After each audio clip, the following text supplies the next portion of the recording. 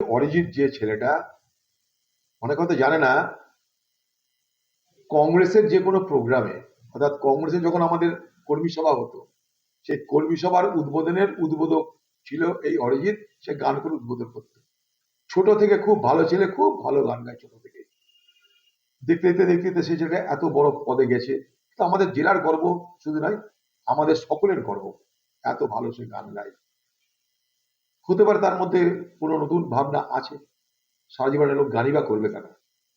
নতুন কিছু ভাবনা আছে, কোনো শুভ ভাবনা নিশ্চয়ই তার মধ্যে আছে, যে শুভ ভাবনার দ্বারা পরিচালিত হয়ে সে প্লেব্যাক সিঙ্গার হিসেবে গান গাইবে না।